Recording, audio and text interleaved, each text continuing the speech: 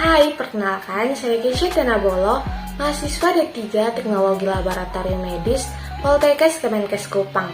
Pada kesempatan ini saya akan menjelaskan tentang penyakit TBC atau tuberkulosis. Selamat menyaksikan.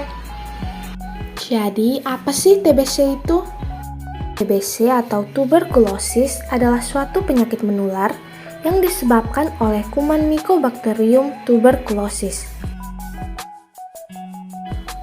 Mycobacterium tuberculosis merupakan kuman aerob yang dapat hidup di berbagai organ tubuh yang bertekanan parsial tinggi, seperti contohnya paru-paru. Ada dua tipe utama TB, yaitu TB laten dan TB aktif.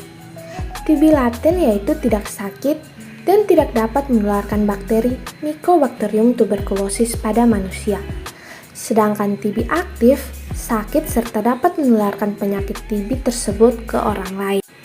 Panah pada gambar menunjukkan kuman Mycobacterium tuberculosis yang berbentuk batang dan berwarna merah. Kuman Mycobacterium tuberculosis menular melalui udara ketika seseorang batuk, bersin, berbicara, dan tertawa. Adapun tanda dan gejala umumnya, yang pertama, mengidap batuk lebih dari 2 minggu.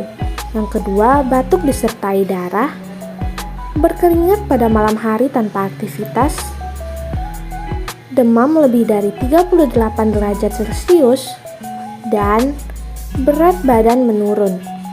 Adapun gejala lainnya, nyeri dada dan sesak nafas. Kedua, badan terasa lemas. Yang ketiga, nafsu makan berkurang dan berat badan berkurang. Dan yang terakhir, pembesaran kelenjar getah bening pada leher, ketiak, dan selangkangan. Terdapat beberapa cara untuk mendeteksi adanya TB dalam tubuh. Yang pertama, dengan melakukan pemeriksaan spesimen sputum. Yang kedua, dengan tes Montox, yaitu penyuntikan vaksin BCG pada kulit yang kemudian akan bereaksi sehingga timbul kemerahan. Yang ketiga, tes darah dengan mengambil sampel darah. Yang terakhir adalah pemeriksaan rongsen dada atau radiologi untuk melihat kuman TB pada paru-paru. Pengobatan penyakit TBC di Indonesia terbagi atas 3 kategori.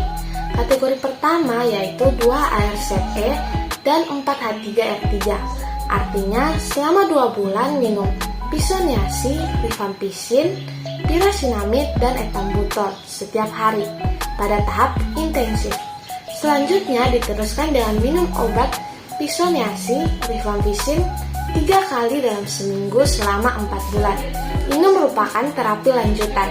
Pengobatan kategori 1 diberikan kepada pasien yang baru TB paru BTA positif, pasien TB paru BTA negatif, fototoraks positif, dan pasien TB ekstra paru. Kategori kedua yaitu 2-HRZES, HRZE, dan 5-H3R3E3. Artinya, selama 2 bulan minum Pisoniasi, Rifampicin, Pirasinamid, Ethambutol, dan Streptomycin setiap hari. Kemudian 1 bulannya dilanjutkan dengan Pisoniasi, Pirasinamid, Rifampicin, dan Ethambutol setiap hari. Ini merupakan terapi intensif selama 3 bulan. Kemudian diteruskan selama 5 bulan dengan meminum Pisoniasi, Pirasinamid, dan Ethambutol. Diberikan 3 kali seminggu. Ini merupakan terapi lanjutan. Kategori 2 ini diberikan kepada pasien yang kambuh, pasien yang gagal pengobatan pertama, dan pasien dengan pengobatan setelah lalai minum obat. Kategori ketiga yaitu 2-HRZ dan 4-H3R3. Artinya selama 2 bulan diberikan Pisoniasi, Rifampicin, dan Pirasinamid setiap hari. Ini merupakan terapi intensif. Selanjutnya diteruskan selama 4 bulan meminum Rifampicin dan Pisoniasi setiap 3 kali seminggu. Kategori 3 ini diberikan kepada pasien dengan ketentuan penderita baru BTA negatif, dan yang kedua, penderita TB ekstra paru ringan.